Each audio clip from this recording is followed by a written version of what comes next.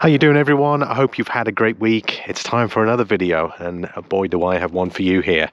It's the test ride comparison with the KTM 390 Adventure and the NX500, two very good competitors. And in this video, I'm going to go through the test riding footage that I have, and I'm going to do a side-by-side comparison. I'll hopefully try and give you as much information as possible, and of course I'll give you my verdict between these two bikes at the end. So enjoy the video. Hopefully you'll reward me with a thumbs up, comment down below, and of course if you're new here, please subscribe to the channel. So here we go, let's get started. Enjoy the video.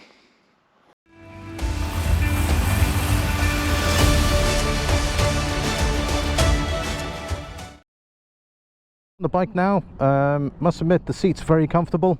Handlebar layout, very nice, kind of pulled towards you as well, so from a comfort perspective, very nice indeed. Kind of reaches out to you, so it doesn't feel like you're overly stretching for the handlebars. The clutch levers and brake levers feel really nice quality as well. The switchgear looks superb, very nice. So we got engine start on that side, indicators and so on that side, and of course we're going to see the display. So let's get started. Turn the ignition on. Nice logo coming up. Display's nice and clear as well, which I really appreciate. Good clear TFT display, nice and easy to read, so when you're on the road, very straightforward. Just in case you're wondering what that button is on the left, that is for the auxiliary light system, which has been fitted to this bike as one of the extras. So obviously you can contact Honda Parts if you've got one and you're interested in getting that, but I'll show you the fog lights a bit later. On the bike, the seat nice and wide. That's one thing I noticed. A little bit firmer as well. Handlebar reach, very straightforward. I'm very comfortable with this. This would be very natural for me to reach down. Your side mirrors, everything looks good there on both sides. I've got them set up. They look adequate. Settings for your screen. So we're going to get the bike started now. We'll put the screen on. Ready to race. Nice clear display. Good font. That's your trip figures. Return, and then of course you can set. That's obviously for your indicators. Nice, and of course hooter. Lighting, brights, everything's set up. Right, so far so good. Nice and smooth with the gear changes. I have to admit, really nice. Change down, change up. That's all looking good. Obviously the bike's a little bit different to mine, but we'll see how we get on. Display also has a nice gear change selector. Seating position is really comfortable considering I'm quite a tall person. I'm about 5'11", so the seating position is still quite nice and comfortable, and probably one of the nicest things, I can actually have my foot flat on the ground as well, which is nice.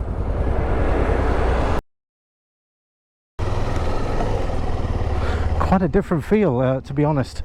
In relation to some of the bikes, it's very light on its feet. It definitely feels like it.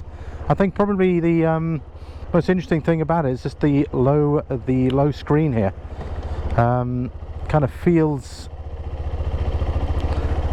like you're sitting higher, but you're not. Okay, let's go for it.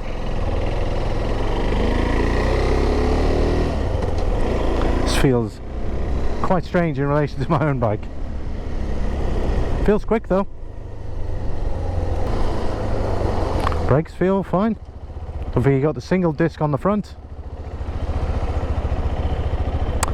You know, the feeling I get on this is like it's like a road enduro bike. That's the sort of feeling I'm getting here. There we go.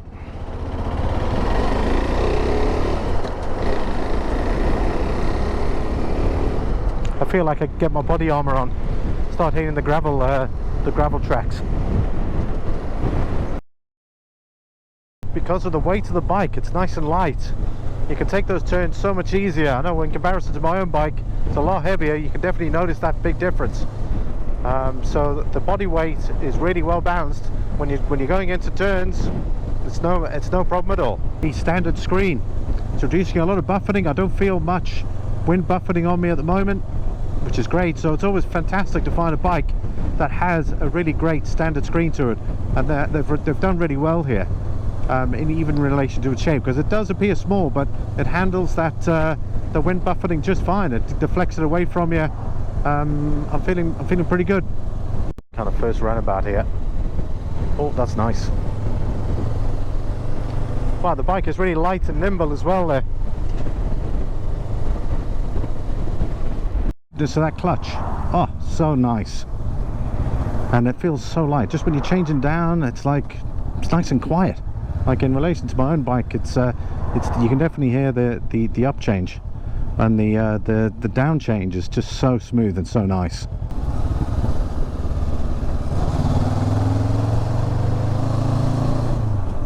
So my arms and shoulders, perfect length to the handlebars, and everything's in fairly easy reach. Still getting used to the way the indicator is. It's only because obviously I'm used to my own bike, but so far so good. The road suspension's not bad, it's a little firmer.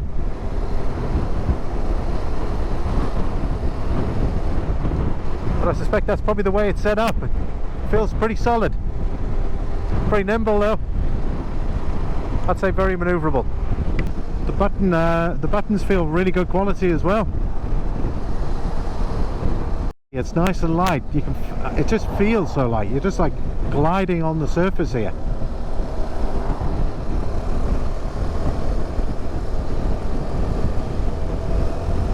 Notice that the tires are kind of semi-knobbly tires, so it looks like they're a dual sport tire of some degree.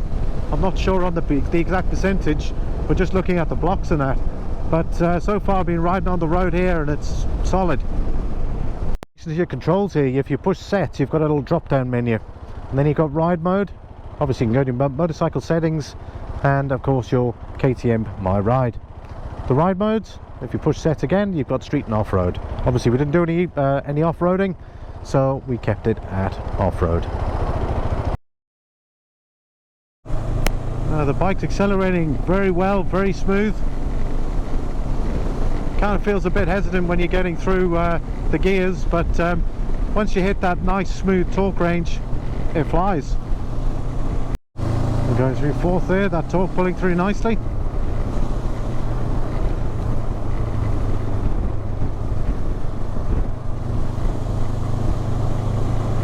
It's got a good level of torque, and the way it's made it with the gearbox, really nice and smooth. There we go, acceleration through fourth. Very good, very smooth. And that clutch, it's perfect.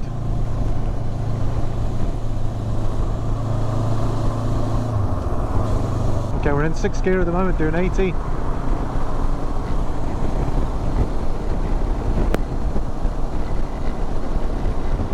The only reason why we can't do any more is because of this car in front. Make sure we're okay here, and we're taking the next left.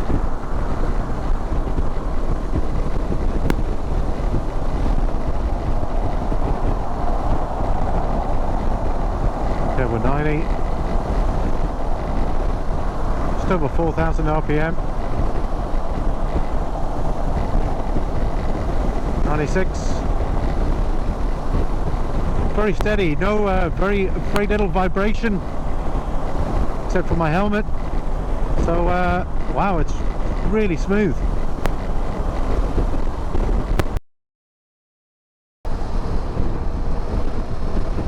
Oh yeah, that acceleration, that's there.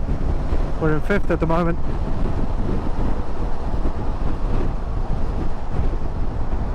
It's definitely got a nice it's got a lot of like that low end grunt power, and brake horsepower, you don't have to worry too much on this. May not have a very good may not have a very high top end, but it's definitely got that grunt, that nice low end torque. In third gear at the moment. The acceleration in third, just really good, effortless. Let's try fourth. No problem at all for fourth.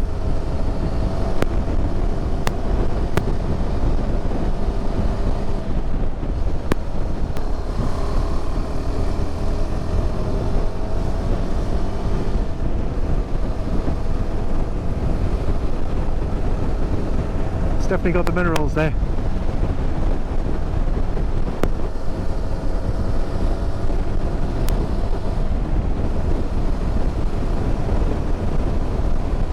uphill here, 4th gear, we're pushing through.